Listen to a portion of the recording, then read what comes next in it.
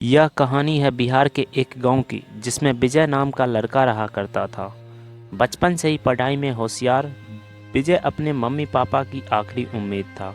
विजय के दादा ने अपने समय में बहुत कर्ज ले लिया था, जिसको चुकाने में पापा की पूरी जिंदगी मजदूरी में निकल गई थी। उनके पास थोड़ी सी जमीन थी, जिससे उनका गुजारा हो रहा था। पापा की तबीयत मजदूरी करने से खराब रहती थी, पर पापा विजय को इस बात का एहसास नहीं होने देते थे। विजय को पढ़ाई में इतना होशियार देखकर उसके मम्मी पापा ने हर वह काम किया जिससे वह विजय को पढ़ा पाए। विजय की कॉलेज की पढ़ाई खत्म हो गई थी और वह एक छोटी सी नौकरी करने लगा, जिससे उसका खर्चा निकल जाता और साथ में वह कलेक्टर बनने की तैयारी भी कर रहा था। विजय अपने वक्त का एक मिनट भी फालतू नहीं गुजारता था। विजय ने पूरा समय पढ़ाई और नौकरी में ही लगा दिया। विजय के पापा को यह पता था कि वह कलेक्टर बनना चाहता है, इसलिए घर की हालत बहुत ज़्यादा खराब होने पर भी उन्होंने विजय से कभी इस बात का जिक्र नहीं किया और ना उसको अच्छी नौकरी करने के लिए कहा। लगातार 2 साल तक विजय पास नहीं हो पाया।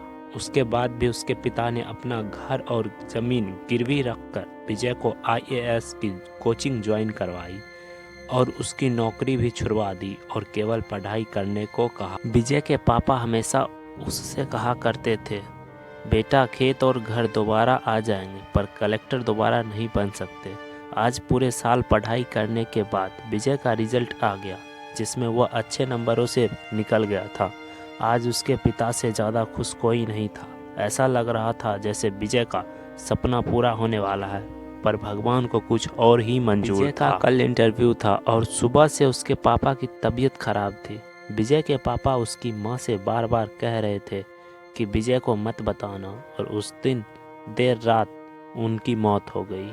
अब एक माँ जिसकी गोद में उसका पति गुजर गया और वह अपने दर्द को भुलाकर अपने बेटे की जिंदगी के बारे में सोच रही थी। माँ ने पड़ोसियों तक को इस बात का एहसास नहीं होने दिया कि उसका पति अब नहीं रहा। पूरी रात ऐसे रोई कि आवाज भी ना निकले, और सुबह विजय जब इंटरव्यू देने जाने लगा तब माँ और पापा के आशीर्वाद के लिए उसने माँ को कॉल किया। माँ ने पूरी हिम्मत लगा दी अपना सच छुपाने के लिए और विजय को आशीर्वाद दिया। और जब विजय ने पापा से बात करने को कहा तो माँ बोली, पापा अब तुमसे नहीं बात करेंगे, वह कलेक्टर से बात करेंगे। इतनी बात करके माँ ने फ़ोन रख दिया। विजय का जब इंटरव्यू हो गया तब उसे बताया गया कि उसके पिता की तबीयत खराब है, उसको तुरंत घर जाना है। विजय को एक पल नहीं लगा अपने पिता की। घर पहुंचकर पिता के पैरों में गिरकर वह जोर जोर से रोने लगा और कहने लगा, पापा उठो, देखो मैं कलेक्टर बन गया।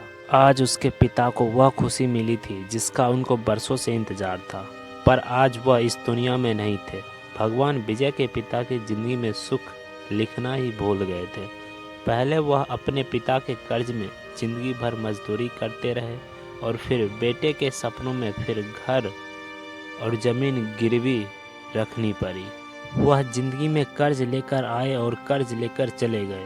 विजय के पिता को भले ही जिंदगी में कुछ हासिल ना हुआ हो, पर वह अपने लड़के को इस काबिल बना गए कि वह अपनी 7 पुश्तों को बैठे बैठे। विजय की माँ ने जो उस रात किया, जिसको करने का जज्बा बहुत कम लोगों में होता है। जब विजय कलेक्टर बनकर घर आया तब माँ ने विजय से कहा, बेटा तुम आज इतने बड़े बन गए हो कि हजारों गरीबों का भला कर सकते हो। जब भी तुम्हारे सामने कोई गरीब मदद मांगने आए तो अपने पिता और मेरे बारे में सोचना।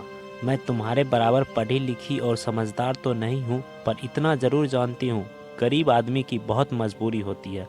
तुम कभी किसी का बुरा मत करना। दोस्तों, इस कहानी से हमें यह शिक्षा मिलती है कि वक्त कितना भी खराब हो, हम उसे बदल ज़रूर सकते हैं। माँ और बाप के एहसानों को हम कभी नहीं उतार सकते हैं, पर हम अपने कर्मों से उनकी इच्छा ज़रूर पूरी कर सकते हैं। आपने पढ़ा कि कैसे विजय के पिता का जीवन लग गया उसे कलेक्टर बनाने में।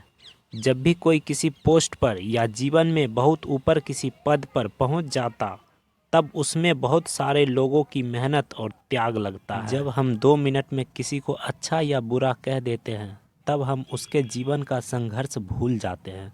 किसी अधिकारी, नेता या बिजनेसमैन को बुरा भला कहने से पहले उसके पीछे की मेहनत और त्याग के बारे में ज़रूर सोचें।